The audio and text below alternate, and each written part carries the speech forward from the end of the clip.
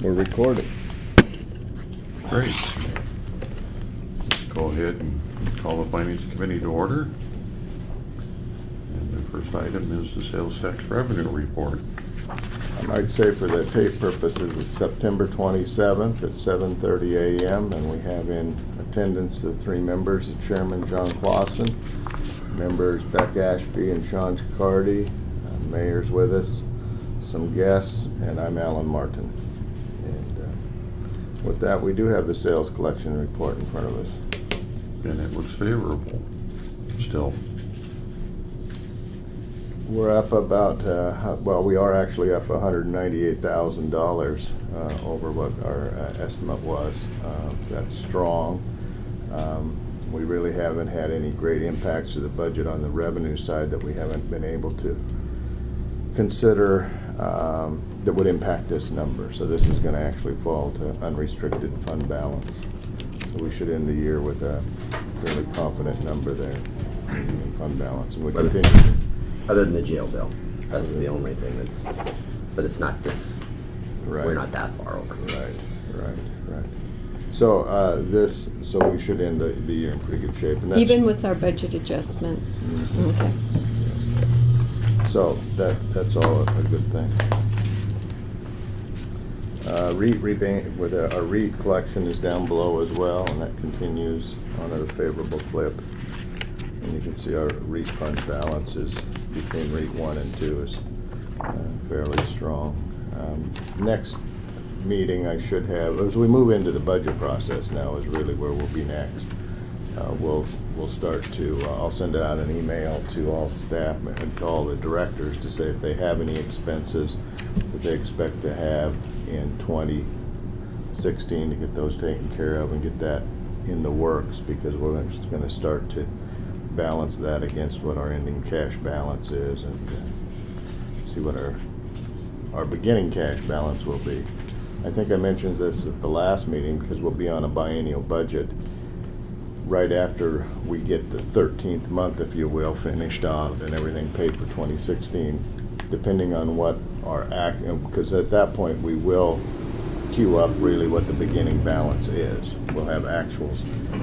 We may come back and do a budget amendment just to align those numbers up to be actual, because that's going to be really important, because you're going to be managing this now over a 24-month period, and we'll need to know exactly what our beginning balance was, so that when you do your mid-biennial review, there won't be a perception that you had a better first half of the budget than maybe you did, or a worse first half budget, if in fact that beginning balance number was off or needed to be adjusted. So I think that should be looked at as just an administrative piece of this that will help the council know how the 24-month budget progresses.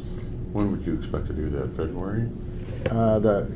Probably March. March? Probably, but you're right. We'd have the number probably in February. The 13th month will be closed. I think it's January 20th, and then you'd close it, and then you'd have your final payments in that you'd close out in January, and I'd have to look and see when that final claims is. But if the final claims is in January, then we'd have the number once we got the end of the month balanced out, and so you could see it as early as February, but no later than March. Since you brought up the budget period, just in looking at sales tax, have you looked into your crystal ball to see what, I don't know, the Puget Sound forecasters or who you use to see what the economy is going to look like for the next couple of years? We have looked at that, and by all indications, of course, it's hard to know what tomorrow brings. Right. Everything looks to be fairly supportive of going forward. I mean, nobody's really, I mean, you've got your major employers doing well.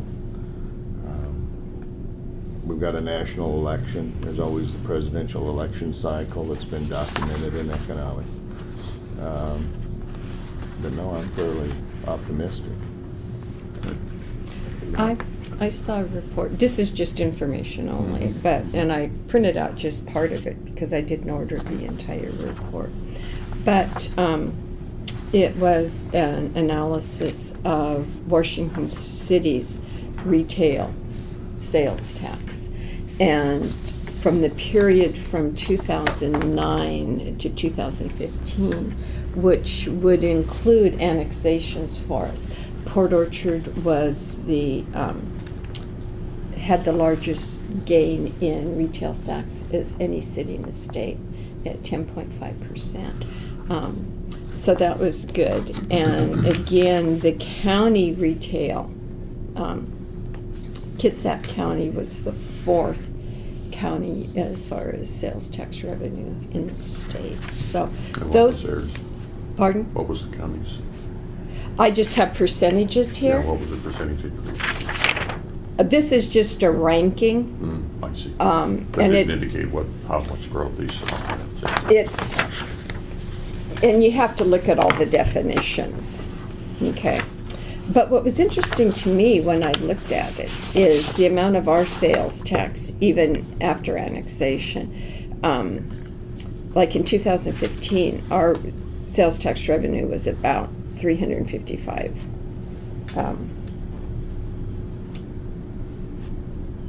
You mean? Or 3 million, or however.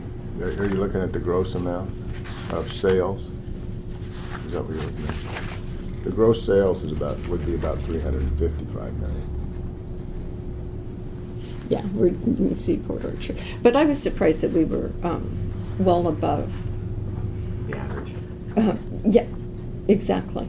Yeah, yeah. And as a percentage of our, again, it showed the importance of sales tax revenue to our city.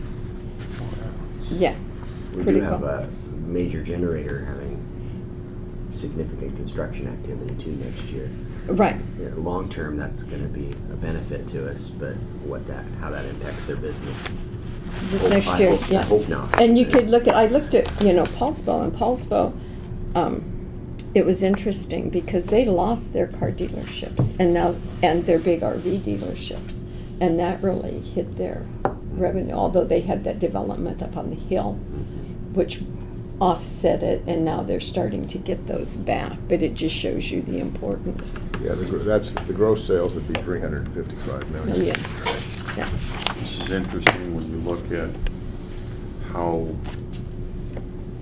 it's something I think we've all known, how much sales tax does Kitsap can raise compared to others. Mm-hmm.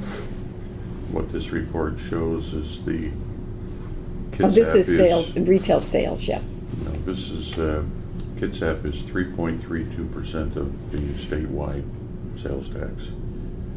King, of course, we knew is 35.9, almost 36%. Our friends to the south, Pierce is 11.53, and Snohomish, which is the other in our region, is 10.87. So, we're a much smaller piece of this economic engine in our state, but still, this shows that Kitsap, over the last 5 years, had sales tax growth of about 4.7%. What's Snohomish County's population compared to? This doesn't indicate, Doesn't- oh wait, no, yeah. population growth, but it doesn't show what the population is. There's a per capita income ranking. Kitsap, we're 4. After the meeting, Beck, can I get a copy of that? I can forward you the email that I got. Okay. Yeah. And the entire I would be interested in that. the entire survey, if we were to order it, is $160. So it didn't seem, it was something I was considering. What I had was just a sample of, but with real data in it. Yeah, but I'll forward you the link, yeah. Okay. There's quite a bit of those reports in a different format Mm-hmm. on Department of Revenue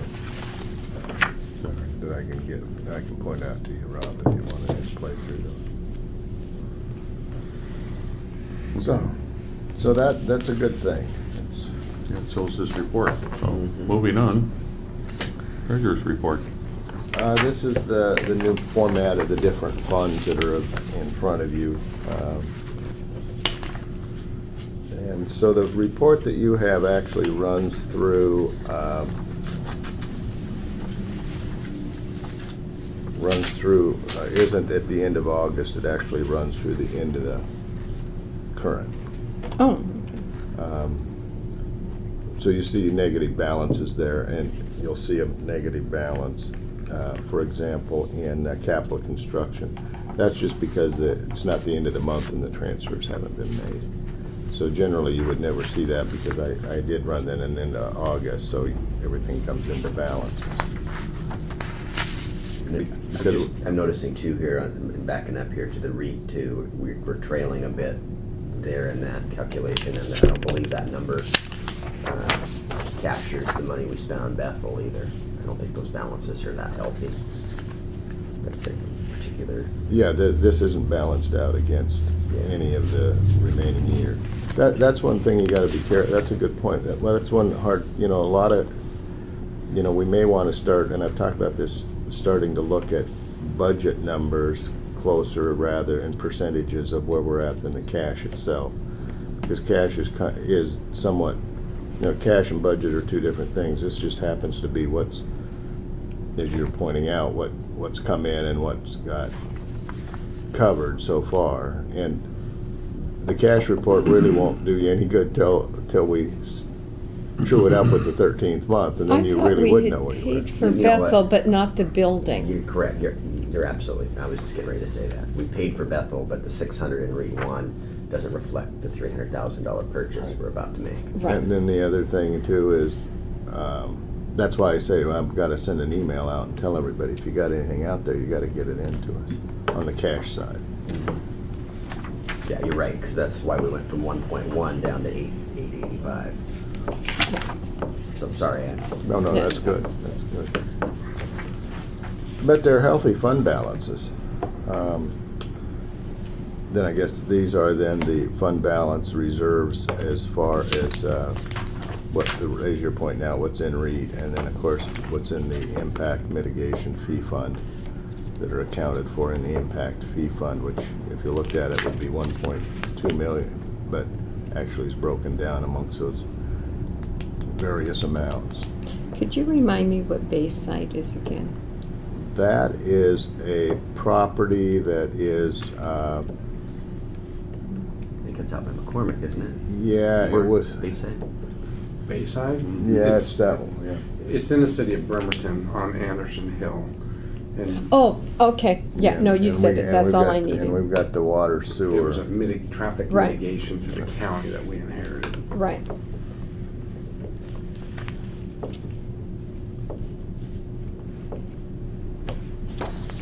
So there again, those are, I'd just say that, those come in slower than you think they're going to. That's what I would say. Yeah. I mean, you think, so, but the balances are building up. The other thing I was gonna mention, I have a note here. I went to a conference, Finance Officers Association's big conference, about 700 people there last week. They asked everybody to stand up for what conference they'd been to. When they got to me at 27 years, I was standing there with about 18 people, and I knew them all. The 18, not the 700. So anyway, but one of the things I went to, was different issues, and one of them was LTAC, So I thought I would, and I did about 2 hours and 15 minutes of Government Accounting Standard Board rules too. So I was just looking to be in pain and like watching paint dry. But at any rate, I learned some things. And one of the things on the LTAC administration, the city has the ability to, we do have an allocation program. Sean wouldn't be aware of this, but we're required to have a process where we allocate different costs amongst funds. And we have to prove that out as part of the audit process. So for example, part of Alan Martin's wages is to water sewer. And the state auditor said, well, how did you arrive at that? Because that's a proprietary fund. And that's an example of that. So that's all proved out. So one of the other things is because the LTAC Fund 107 is its own fund, say there's a cost to the general fund, you can allocate cost to that general fund. That's not part of the LTAC process. You don't have to go to the committee and say, we want you to allocate $15,000 to administrative costs over the 2 years. You can, through that allocation process, prove out that there are costs that impact different funds, and then you have to make the other funds whole. So we'll look at that. I'll talk to the mayor. I just learned that, and we'll look and see if in fact the city does want to possibly defer to cover some of those costs out of that. And that's really what the allocation process is about, is to not have one fund benefit at the expense of the other. So we may have some administrative costs that we can capture, and we can When do you that. say administrative cost, I don't know what, that would not include the public works folks going out and putting out the signs and that sort of thing. That's correct. Accounting, maybe the, It would be All the clerk. application yeah, process. the clerk's process and her time. Right. Yeah, and that was discussed of that. And they said it was the clerical part, if you Okay. will, the accounts payable, and then the administration of putting out the packets and getting it back. Okay. So it wouldn't be a great deal, but it would be that. So we're gonna look at that. There was other things I learned, but, so all in all, we're in good shape fund-wise. And as we move through the budget, I think we're gonna have some ability to balance the budget, working with you. The other thing is the property tax levy certification. In October, we're required to have the revenue sources hearing.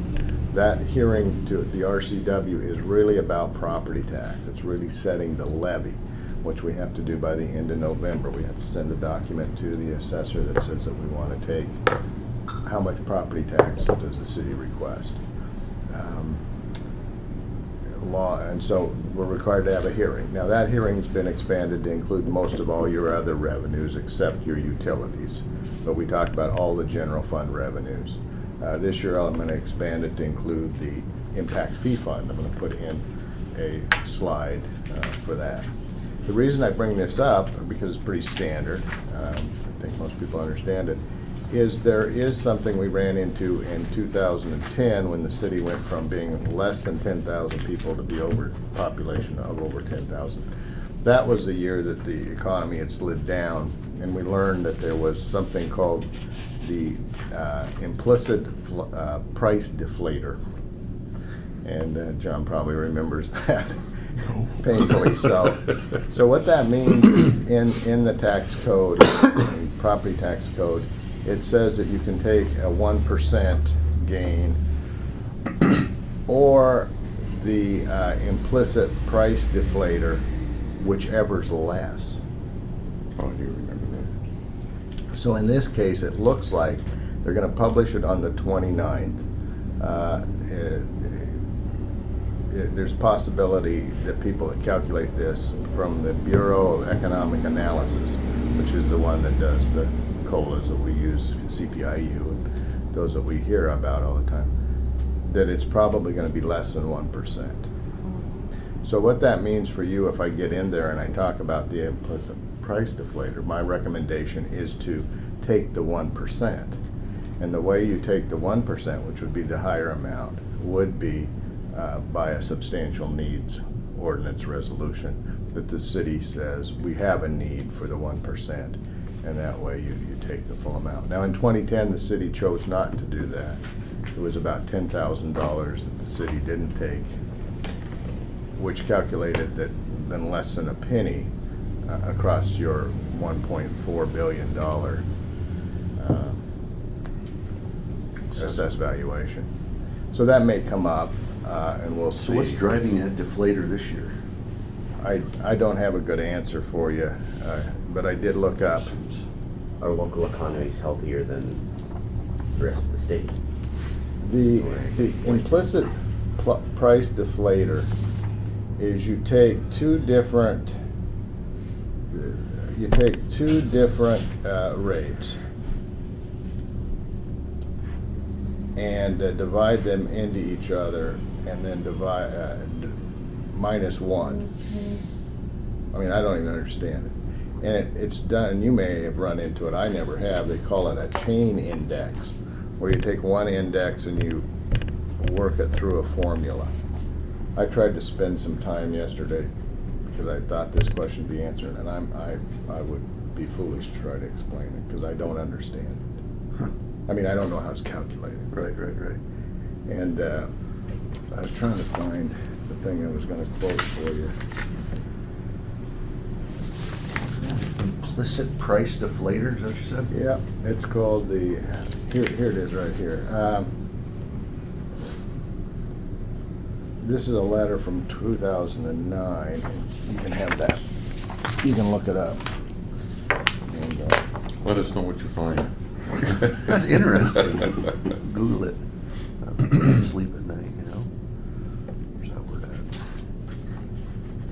I mean, even in an accounting class where you're with accounting people that love detail, their eyes start to fog over.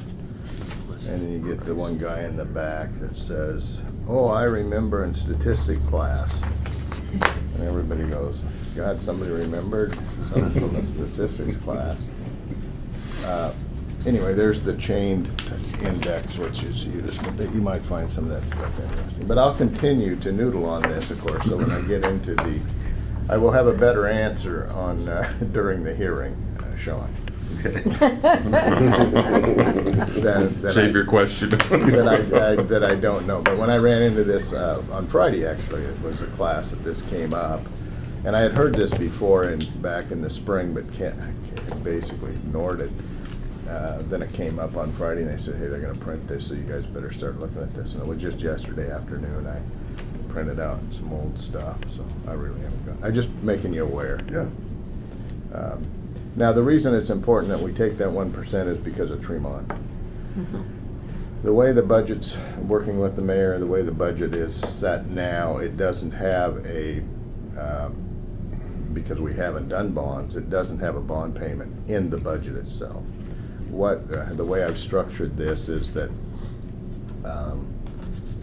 there's money outside of the budget right now because we do not have, what we've done is we've used a conservative number for our property tax in the budget we're going to bring to you on October 5th. We will get an updated number from the assessor's office. It's going to have the number they really believe that we're going to collect in 2017. When we get to that point, and I've already made up the supplemental piece of the budget that has that number, what we think that number is. That number will make up the Tremont payment, would be that number of, say, of property tax. $50,000 of the transportation impact fee, which comes out of the impact fee study survey that we did, that earmarked that. And then a portion of it, because of some of that work, about 1.9 million is storm drainage related. We would use storm drainage for a portion of that payment as well. So those three major sources, property tax being the greatest, will make up the payment for 1 year, which we calculate to be currently under current scenario, probably about $560,000 total annual payment. And then it'll be made up to be paid by those three sources. So we will need to take the 1% because that's where the revenue is from, and was calculated in the very beginning last spring when we started to work with Mark. TIB, those meetings where they say, "How are you going to do this?" I always said property tax. So that's the outcome of that. So it'll be those three buckets of money each year for the... Right. Right. Now, there is, the mayor's been working at making sure that there's revenue sources in the budget that will grow to cover what we would otherwise give up in that $560,000. And that's the natural gas tax is going to be shown as an initiative to include, and then a list of other sources that I don't necessarily off the top of my head right now want to list, because I don't want to forget any of them or misrepresent, but we do have a list of those revenues that would be as an enhancement, if you will, to make sure that the city continues to have adequate funding for those otherwise services. But the actual payment that we say to the bondholders, we're gonna say, here's what it is, but we still have to come up with money, otherwise this money would have gone for. Otherwise, we're digging a hole. Right. 28, got the gas tax coming in 2018, because it takes a year. Otherwise, we would have already had to do it to collect it in 2017. So, which is fine. You know, for example, now we know that we won't get our first vehicle license fee till March, for example. And on the natural gas, we won't be able to collect that and see that really till March of 2018. So some of these things have lead times, and so Rob's been working with us to make sure that there's those taxes that will come along and otherwise take what would have been the growth in property tax. And probably in your first 4 to 5 years, you know, everything being equal, you'll have to really watch those things, and I think at that point that payment's going to start to seem to be less and less impact by the, I would guess, the 4th or 5th year iteration. That's not going to seem like that big a payment, just the way it's going to be a fixed. As we know, our mortgages seem to get to be less each year with inflation and those type of things. But right now it's 560. Well, it'll remain 560, and right. But that's what you know. I mean, That's our appreciate estimate. it's a fixed fee, but Yeah, that would be our debt service payment. Varies a couple, you know, it will go like from 550 to 568 over depending on how the bonds pay off in which maturity. But yeah, $560,000 is the amount. When Rob and I met with D.A. Davidson and the bond attorney, they did give, and I've kept in touch and said, you know, are these still relevant? And they said yes. Late as last week. So we'll, To that point, I think Mark needs something more than what we have to we've got 4 items to check off our list. Maybe Mark's gonna get to that in a few minutes for our TIB grant.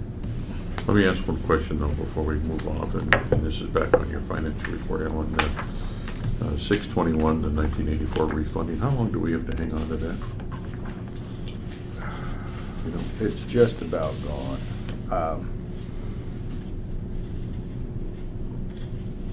do we know what's left out there? Yeah, I think we're paying like 7,000 a year. Okay. So that's just about off the books. Is that to the county? No, that No, was it's like a bond. it was a defeasance. Yeah. So what they did is they defeased bonds. The original bonds were paid off. So it was a savings. So when you defease bonds, you have outstanding bonds, and these outstanding bonds lasted, I think, to 2018. So those bondholders were still going to get their money because they had bonds. So the city borrowed money at a lower cost, funded an escrow account to pay these bonds off. So this is actually escrowed money, and had the new bonds, which they paid off quicker and cheaper. But this is just an escrow account that has the cash in it. Most of the time, you never see these on the books. You'll see school districts report them under their regulations, but cities don't have to report these. If the city would have used an escrow agent, say that he used U.S. Bank, this would show up, wouldn't even show up. The escrow would have been held by U.S. Bank, and U.S. Bank would be paying. So what we do is we get billed by, used to be Bank of New York, now I think it is U.S. Bank. They send us a bill that says this is how much you owe. We send it to U.S. Bank, and they pay the bondholder that's still out there somewhere. So it's actually a defeasance escrow account. Thank you. Mark? Okay, so, and I'm gonna add an item 2E, which is just Bay Street pedestrian path, just a quick update there as well. So Berger Ram, the Tremont Street widening progress.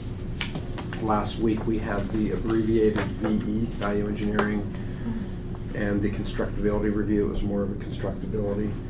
Typically you don't do a VE at 95%, but it was a TIB desire but it was, because it was abbreviated, we did go through a formal VE process, but it was abbreviated.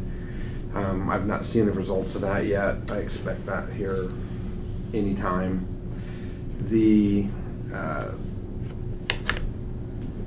If you recall, we had the request to PSRC to get $300,000 of federal money plus our match transferred from from right away back to PE, September 22nd. Yeah. I'm assuming that went through. Fine. So that means I'll have to get with Mark Brooks, and because we already issued supplement 6, local agency agreement 6, which was the 50,000, and now 7 will be to take the additional 250. So we will have a match in that, our 13.5%. So it'll be the 300,000 plus like 46,000 or something. Do you have to have that VE report done before you submit the TIB application? No, TIB application was submitted. It was submitted August 20th. Okay. So we met with, so last week was a busy week. We had the VE Tuesday, Wednesday, Thursday. On Monday we met with TIB, and Steve Gorchester came in with his crew. They were reviewing applications.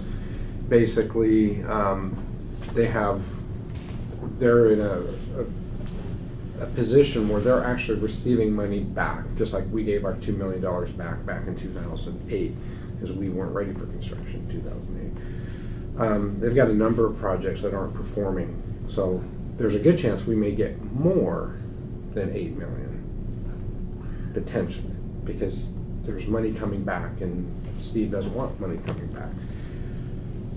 That'd be nice. But, you know, I caution optimism, because they also have a very large number of large projects that are absolutely ready to go. Our project, you know, if we had been able to build this in 2013, we would have been immediately ready to go.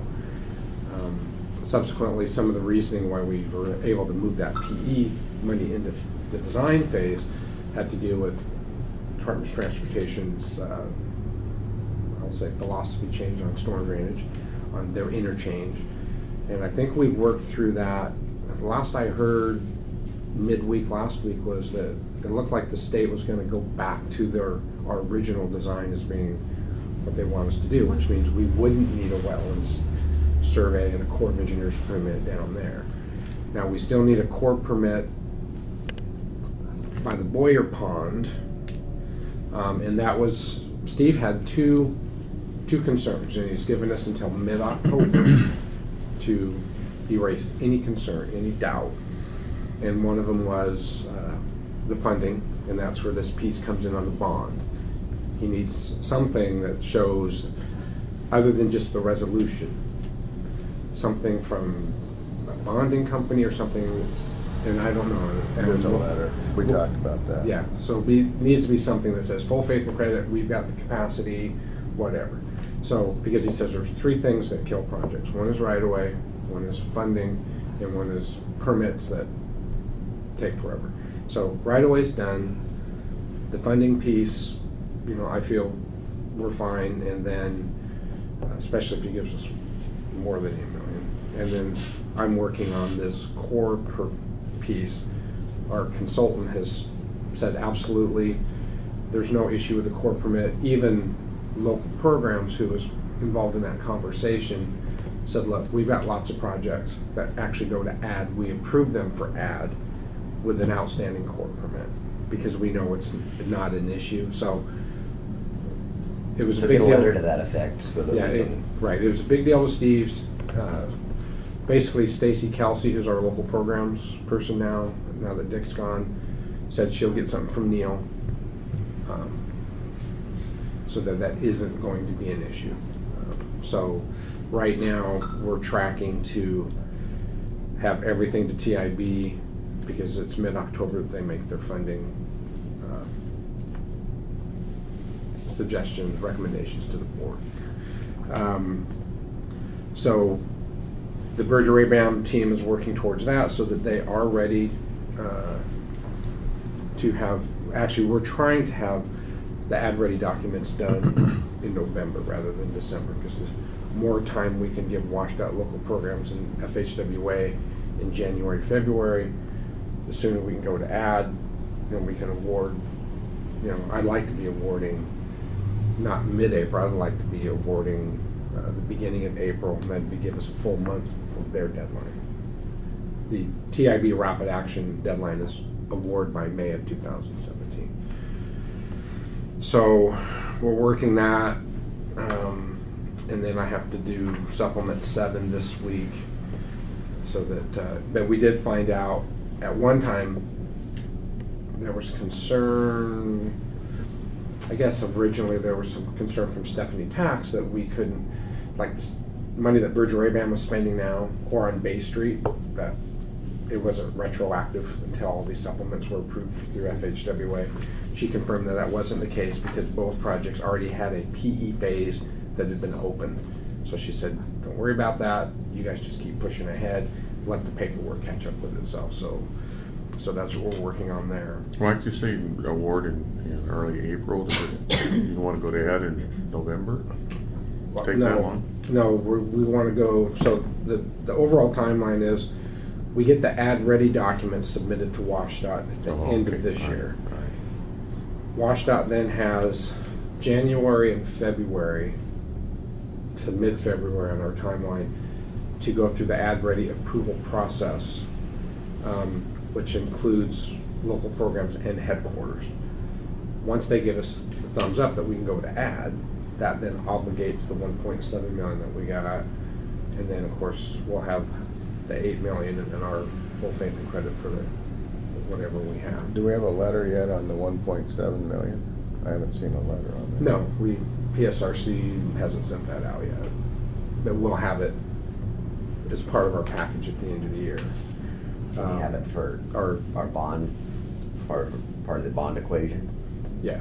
Well, I mean, we're using that number. Right. I mean, So when I that's asked the question, Yeah, I knew we we'll- didn't have a letter, but the point is that's why you don't have it in the budget now. I mean, we're not gonna budget anything that we Right. don't have a letter for. So you've got this set up as a supplemental. Right. So typically, we get a letter towards the end of the year from PSRC that says, congratulations, you've been awarded. And so that goes in with our ad-ready submittal to WashDOT, which obligates that funding. So it'll be a very busy November, December. And then, so January, February will be WashDOT headquarters. And then once we go to ad, we'll have a month and a half, probably 6 weeks out on the streets. Get the numbers in, hopefully we get bids, and then we're hopefully on the second meeting in April would be the last meeting, preferably the first meeting in April, that we're actually hiring a contractor and that we award. So you wouldn't expect to see anything July at the earliest? Once we award, quite honestly, the pressure's off as far as TIB and PSRC. It's at that point now, it's the contractor's schedule that has the different phasing that's actually being worked out right now as part of this Berger ABAM work. We found that out last week that local programs isn't going to accept a generic traffic control plan on this.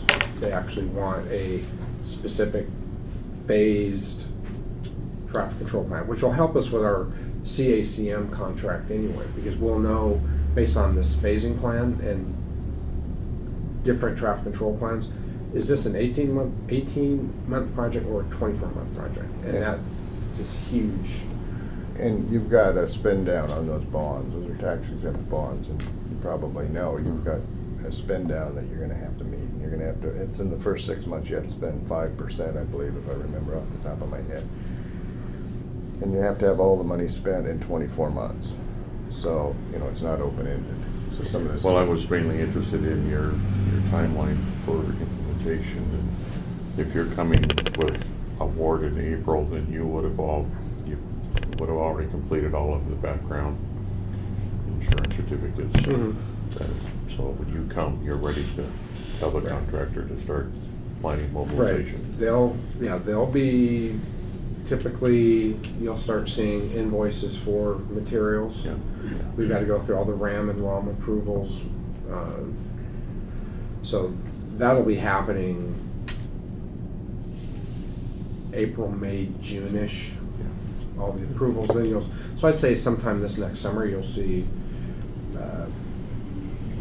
everybody mobilizing on the Miller Cupola property. At this point, it was requested that, initial thought that the What Apple building would come down early in the process. We're actually going to do the opposite.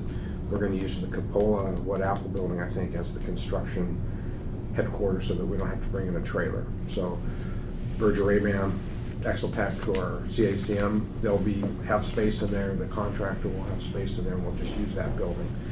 And then at the very end, we'll take it down. So And you've let Martine know what day you need that building? he's only in the garage. So you don't need the garage? No, we won't need the garage. At some point. Well, at some point, it'll be torn down, yes. Well, I would suspect that even at that, if you're gonna use that as your construction facility, that, because they usually bring a car up and park it when they get the motorcycle out of the garage and the car is there, so. Yeah, it's Uh, Yeah. It's It's not a- gonna be convenient. It's not gonna be, yeah. that's a workaround. I mean, it's been nice that he's had that facility for a while, but Yeah. when it's time to go, it's time to go. So, Move him out to the decant facility. Speaking of which, or have you covered enough of the Tremont funding yet? Well, and then on the Tremont funding status, so again, I mentioned mid-October is really when everything's gonna come together and we're gonna know what we have. On the decant facility, that project is, I would say 80% done. It's anticipated to be done this year. The building itself hasn't arrived yet. It's fabricated off in Nebraska someplace, waiting to be shipped. Last week, before I went on a quick mini break to La Push, they were dealing with kind of final where the roof drain's going to go and things. And we did add some additional drainage. The plans were lacking a bit in detail, but we actually met with Ecology 3 weeks ago, or a month ago. The guy's in charge of the program, and basically that's a 75% grant, 25% loan. And he says, I don't want money back. And we were actually under budget. And we were talking about, there was a lot of surface runoff that was going into this system from the rainfall, the way it was designed. So we would have had a large I&I infiltration and infiltration, and I can't remember what the other I stands for. It's been a long time. Anyway, basically rainwater getting into the sewer system, because the stuff that comes out of the backside of the decant facility goes to sewer. And even though that's covered, you have this whole parking area that was going into it. Well, we don't want that. So we're going to basically add a couple catch basins and some pipe and tip the paving so that we go to that basin so it doesn't just all run into that. So little things like that. There's absolutely no reason to stick with the plan and not spend the money. Again, Ecology is almost in the same boat as TIB in that legislatively, if they start getting returned money, then it's disservice to them as they try to go back to the legislature for future funding. So, we're gonna make sure that we spend everything we have out there, hopefully, and get the best project that we can have and not step over dollars to save dimes. So, we're at about 80%. They're equipped to give out money, they're not equipped Yeah, they're to not. take money back, and they don't know what to do with it. Yeah, So they taking want to money make- back is They a want us to problem. make sure we, Government at its finest. yeah. Right. So, like I said, we're about 80%, and the final 20%, 10% will go quickly, because at that point it's just paving and putting the building up. On the DeKalb Pier, as I think it's been advertised. We have the ribbon cutting this Friday. Friday at 10 a.m. The barge, I need to We need to move get a that hold of water. Neptune. The barge is supposed to be out of there. It was supposed to be out last week. I was surprised to see He needs this. to get his crane out of that parking lot too. Yeah, It's still there. yeah. I noticed that the pile, Domes aren't on at the very top of the piling, so I need to follow up with them. And they're supposed to be out this week. We're scheduled to be pressure washing, cleaning everything this week. In general, so I think the last time we talked, there was a concern that the gangway connection to the pier was gonna potentially, we were gonna have to have a pretty good overrun. We were able to manage that with no additional cost to the contractor. There was, basically held the contractor's feet to the fire on the funding. That there were 2 line items, so there was additional work, but he had already had a line item for connection to the pier. So between the days that he was claiming, we were allocating days to that line item, and then we have a minor change item. We have like a $15,000 minor change that hadn't been used. And so between those 2 line items, we were able to have no contract change with Neptune whatsoever with that. So that's the good news. The only bad news, if you want to say there was any bad news out there, is because of the depths. It's very shallow out there. Their days that their time out there is a lot longer than they originally thought, because there were days where they just couldn't work. They were actually taking their 80-foot piling and cutting them into 30s and 50s because of their crane not being able to work in that depth of water. So we had a change order that I had issued previously under my change order authority, because it was $11,000 for the marine mammal monitoring. And there were 2 things that we did there. One was, under this federal requirement, we were paying for 4 people to be out there looking for stellar sea lions. So we were able to we went back to the federal government, ESA. I think we're in the weeds here. Yeah. Anyway, well, it's getting to where I'm going to be asking for more money, so it's important. But we'll need to talk, because we haven't talked about this yet, and I find it hard to believe that they were responsible for tide and the depth of the water. Well, it added days. So it added days that the monitoring people were coming out back and forth. And so we issued a change order to cover their additional time, but we were able to reduce that from 4 to 2. Okay. So, but PND they're upside down on this by about $26,000, because they also have the additional time. So they've requested a $12,000, less than half of what they're over, basically a break-even number.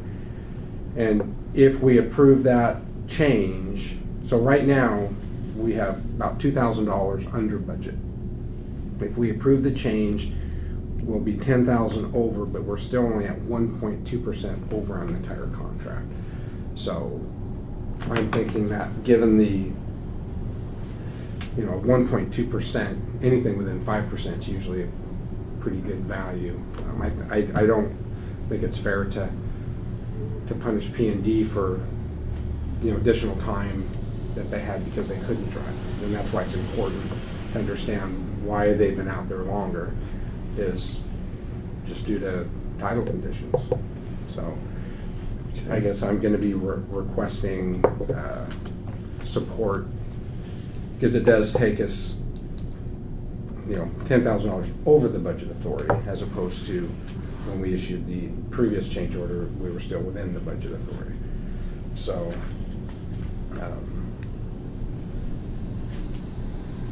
Okay. that's still within the mayor's authority, but I think what we've done in the past when we go over the budget authority is that we give approval so we could take this to council. But you can't go over budget authority. You can't go over your change order authority. I mean, Well, what- the budget authority was established at the $855,000. and So you're gonna spend more than that, yeah, then you'll do a budget amendment. right, and that's what I'm saying. Oh, okay. We'll get together and figure this out. Right, I'm just Forward. and then just on Bay Street, We're the right-of-way acquisition phase. We have 2 of the 5 homes purchased. I wish that one of the homes didn't have renters, because those renters are costing us a lot of money. We're beyond that though now. The Passau property had a renter. We have 2. And we've They're managed both- that. We've managed them Well, out. we still have 1 renter, actually one that left first, that we still owe them some funding. The 13th, we dealt with Herring and her funding. And now we're focusing on segment 3, because Olson Associates is working on the segment 3 design. That was at $3.5 million that we moved 500 forward. So Universal's been redirected to go back onto segment 3, And they've gotten the appraisal taken care of too on the Pocket Park. I saw some emails last week. I thought I saw Nick. We have to get that funded before the end of the year. Yeah, I think I saw something going to Nick last week on that. So you say we've purchased 2 out of the 5 or 3 out of the 5? 2 of the 5. 2 out of the 5. Yeah, 2 of the 5 are done. Now we're going to go back on segment 3. That's everything from the Marley, dealing with,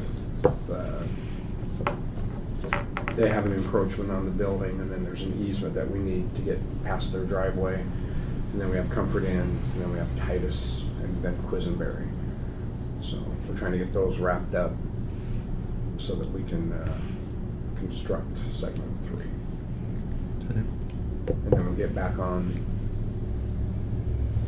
the remaining overwater homes. Exciting that there's progress. Yeah. And based on real estate values, it may work out that Randy Jones doesn't want to sell, because we may not, in the $1 million, was it $1 million we got from PSRC? We KFCC? We had $1.5 million. Well, actually, we had 2. There's 2.2 million available. We probably don't have enough for 5 houses. I We think can get to 4 houses, and Well, he didn't want to sell anyway. he so- doesn't want to sell anyway, and we have the corner that we can design around him. If he changed his mind in the next, year, we'd have to look for some money to buy his house. Yeah, we may end up short, 500,000 or so short, given current assessed values versus when we did the project funding estimate last year. So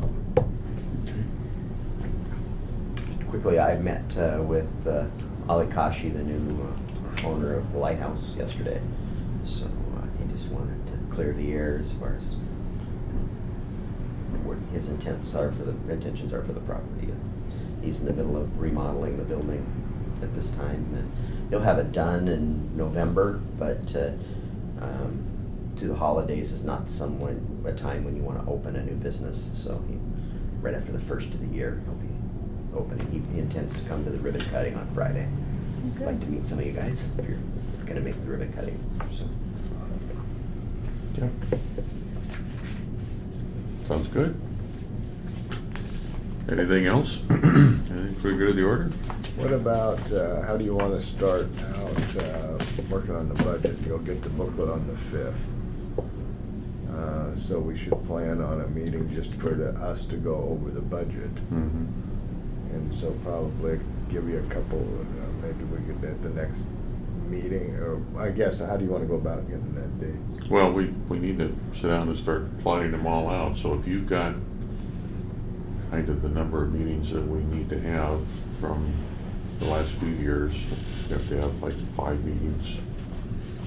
And we can kind of plot them out to get it done. I'll Like a send timeline. I'll send it out. And We have to then- have it by, we have to have pretty much everything for the last work study or the work study in November. So kind of work back from that. So it's going to be pretty busy for a while. Generally set a full day aside to meet with the department heads, go through there, so. We've usually met one evening to go get Yeah. kind of right after work to get started and just go over it with the mayor, see what's in it. And then whatever comes out of that, usually a follow-up meeting from that, usually some follow-on. Then we do the department heads and then have a follow-on on that to get close to it, and then the two work studies. You know, at the we'll hear from the council members. With the idea that we have to pass that levy certification by the end of November and then pass the budget by the end of December. Last year we had to meet, remember we had to meet on the Monday night. You have to have 2 hearing dates prior to adoption. I'll have to look and see how that falls. I haven't done that yet. We'll see if we may have to do that again. I think it generally happens, so you have to do it twice in a, you know, the way you have 7 days. I think there's twice that happens. Once every 7 years it happens. Do we want to try to schedule the first gathering after we get the budget? The evening kind of thing? Sure. So you're gonna get those on the 5th, was that the plan? October 5th is the statutory deadline to get heavy, and we will print it on the 5th and put it out that evening. So we'll print on the 5th. Nice that the Christmas holidays aren't falling on Tuesdays this year. Not gonna have any interference there. So we're looking at something the week of the 10th on, probably, for that first evening meeting. I can't do Wednesday, I'm busy Tuesday. Thursday the 13th. I can't do it that night. I can't really. Oh, we're doing it at night? Is that- Yeah, in the Oh, I'm evening. sorry.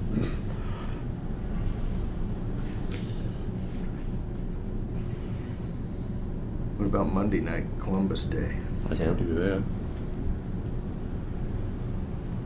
How about you guys? Yeah, I have no problem with Monday the That work 10th. for you, Sean? Yeah, time? Monday the 10th. 6 o'clock. Yeah, whatever. 6 work. Didn't they rename that Indigenous Peoples Day or something? Somebody may have, but I didn't. 6 p.m. it is. Okay. Here at City Hall. Right here. Or downstairs. In here. Yeah, it's There's just more room in here. sprawl out a little more.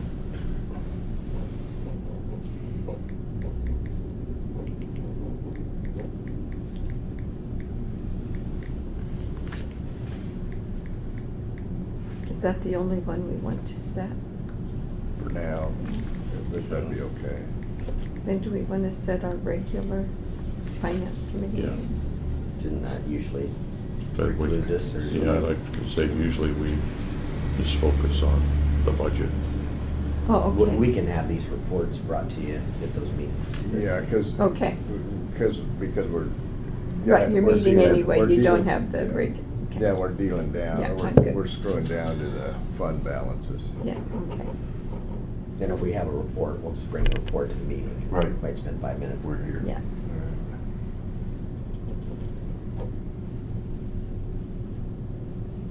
All in all, the department heads did real well. Chief Marti did a really good job because he has a lot of heavy lifting. Mark as well, so we're in pretty good shape. There's some things yet we have to work out, but we'll have you a balanced budget. It's been a little different mindset, just trying to forecast years. out 2 years versus one. You just gotta get in a different place. Yeah, and here's what I've learned. We have a lot of things. We probably can do a better job at capturing first and second year expenses. Being the first iteration probably weren't that, we've got a lot of things that are the same the first year as the second year. I think going forward, we'll be able to, as we get better at this, you'll get more of a, in my second year, I'm gonna have an increase in costs or a decrease in costs. We have some of that, but not to the level that I think we could have, but we were scrambling just to get everybody on board to do it. It'll get better. I don't think it's a problem, it's just something we learned. When you get it all back together, you start to rethink yourself. Well, we're gonna be doing a quarterly check. Just internally, we're gonna just take a look at our balances quarterly and so that we know where we're at. Yeah, and that's what this is all about, is to drive that longer term perspective with directors and with council. I mean, we really can see the impact of the Tremont payment in the latter part of 2018, that if we were just writing an annual budget would not really have been thought through as Right. good as it has been. So it did work. So we're holding back because we know Right. and we can see it. Right. And I would say, and we'll be talking here in a year or so, I think 2 years out from now, I'd like to see us go to an R&R fund and basically a fleet pool that you're leasing the cars back out of it as an expense versus the model that we're using right now. So, but we got enough on our plate right now as far as tweaking the budget right now. So next go around, we'll be talking about that and potentially implementing that. If you guys see value in it. Okay, anything else for the good of the order? Thank you. If not, Thank you. we're done before your phone call. Yeah, that's good. So now you can